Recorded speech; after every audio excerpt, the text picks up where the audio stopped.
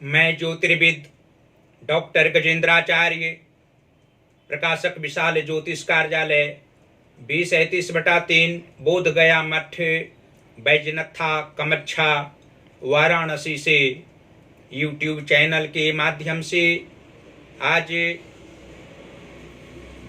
अपने सभी सब्सक्राइबर लोग के लिए तथा संपूर्ण देश वासियों के लिए अपनी 25 रचनाओं में यह हमारी स्वर्णिम रचना बृहद ज्योतिष रहस्य है, जो कि 5151 पृष्ठों में शुद्ध हिंदी भाषा में 5 खंडों में विभक्त है।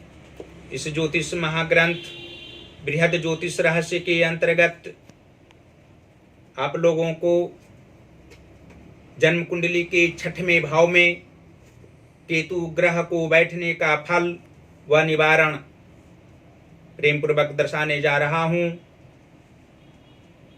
आप लोग शांति पूर्वक सुने और समझें। जन्म कुंडली का 6ठ भाव बुध का है, जो केतु से प्रभावित होता है। इस भाव में केतु एक तरह से जातक को स्वजनों के अंतर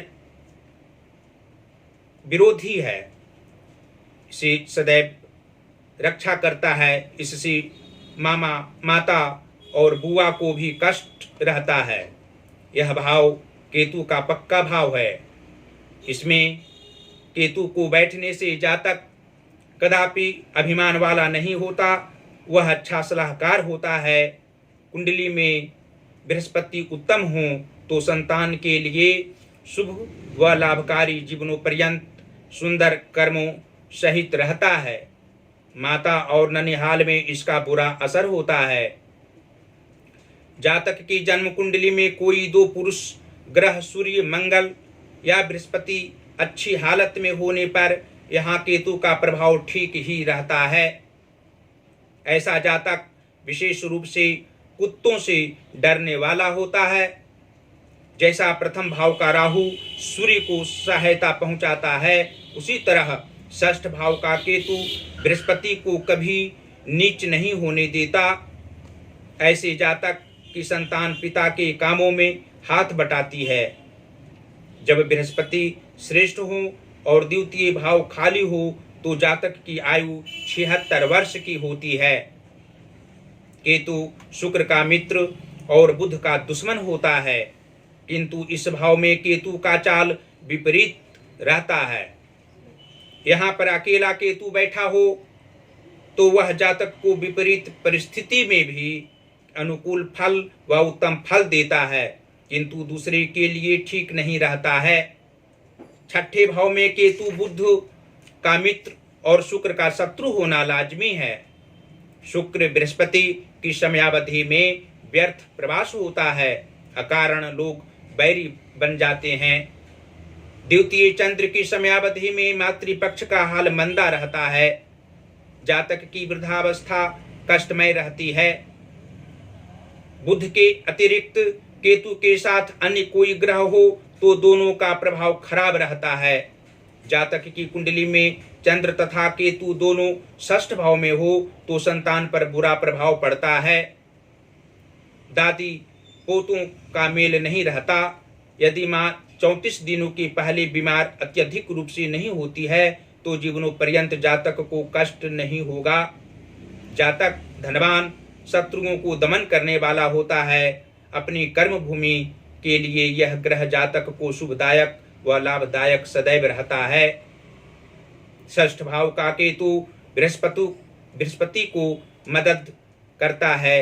जातक की संतान राज्य व देश में सम्मान प्राप्त करते हैं। और अंत में आप लोगों को यह भी हम दर्शा सकते हैं कि जन्म कुंडली के 10वें भाव के स्वामी यदि बुध ग्रह हों और 4th भाव के स्वामी बृहस्पति ग्रह हो तो 6ठवें भाव केतु के प्रभाव से जातक को कर्म में व्यवधान उत्पन्न होता है। मित्रजनों से शत्रुता रहती है। स्वजनों से मनमुटाव रहना स्वाभाविक बात होती है और मातृ कष्ट भी अवश्य ही होता है। और भाग्य भाव के स्वामी यदि शुक्र ग्रह हों तथा धन भाव के स्वामी भी शुक्र हों, अर्थात वृष राशि का भाग्य भाव हो और तुला राशि का धन भाव हो, तो छठवें भाव स्थित केतु के प्रभाव से जातक को मानसिक तनाव अवश्य ही 24वें वर्ष तक रहा करता है। उसके उपरांत भाग्योदय होता है। फिर आकस्मिक तनाव होना आगे की अवस्थाओं में लाजमी है तथा धन का भी अभाव पारिवारिक क्षेत्र में रहा करता है।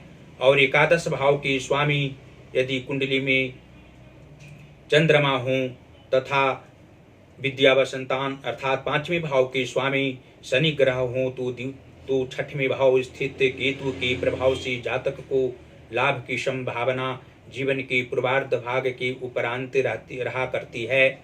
और 32वें वर्ष तक जातक को केतु के कारण मंदी फल ही प्राप्त होता है। और लग्नेश यदि कुंडली में बुध ग्रह हों तथा सप्तमेश बृहस्पति ग्रह हों और केतु 6वें भाव में बैठा हो तो दाम्पत्य जीवन में सामान्य सुख प्राप्त होता है। शारीरिक कष्ट की अधिकता बाल्यावस्था में रहा करती है और वृद्धावस्था में भी सामान्य शारीरिक कष्ट होता है। और 6वें भाव के स्वामी यदि शनि ग्रह हों तथा 8वें और द्वादश भाव के स्वामी कोई पापक ग्रह हों तो 6वें भाव स्थित केतु के प्रभाव से शुभ फल प्राप्त होता है। इसके कारण मानसिक तनाव किसी भी काल में नहीं होता है। और यदि कुंडली के नीच भाव में शुभ ग्रह बैठा हो और उच्च भाव में पाप ग्रह बैठा हो तो 6वें भाव स्थित केतु के प्रभाव से जातक को जो मानसिक तनाव उत्पन्न होते हैं, शारीरिक कष्ट होता है, अन्य प्रकार के सांसारिक दुख प्राप्त होते हैं, उसके लिए इस ज्योतिष महाग्रंथ बृहद ज्योतिष रहस्य में कुछ हम निवारण लिखे हैं। उस निवारण को आप लोगों के सामने मैं दर्शाने जा रहा हूँ। निवारण संख्या 1 है कि जातक को विवाह के अवसर पर मिली सोने की अंगूठी दाएं हाथ की अंगुली में नित्य पहने हुए रहना चाहिए।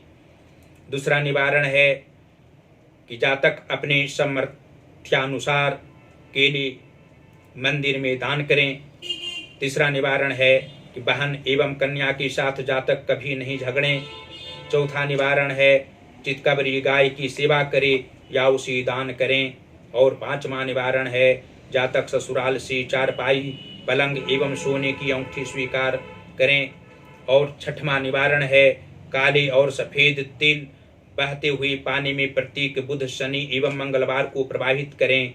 और अंतिम व 7वां निवारण है जातक को संतान कष्ट हो तो कुत्ता पालें।